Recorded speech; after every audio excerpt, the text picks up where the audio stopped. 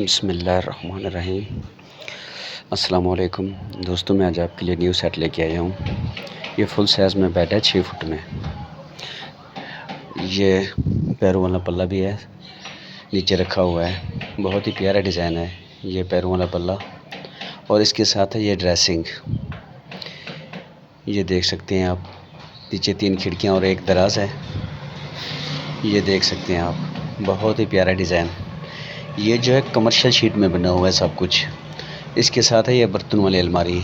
ये देख लें, ऊपर 3 पल्ले 5 फुट में है, 5-6 की है। ये चौड़ाई जो है इसकी 5 फुट है, लंबाई 6 फुट। और नीचे 3 खिड़कियाँ और एक दराज। और जी इसके साथ है ये सोफ़ा। ये देख लें, ये लकड़ी में बना हुआ है टोटल सोफ़ा।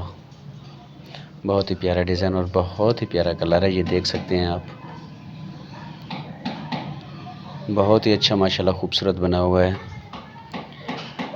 ये देख सकते हैं आप, ये लकड़ी में है टोटल। और जी इसके साथ है टेबल सेट, वो भी मैं आप लोगों को दिखाता हूँ। ये देख लें, इसके साथ 2 स्टूल हैं और एक बड़ी टेबल है।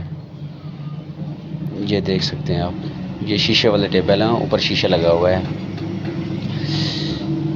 और जी इसके साथ ये बड़ी टेबल आ गई। ये सब कुछ आप लोगों को मिलेंगी सिर्फ़ और सिर्फ 70,000 में।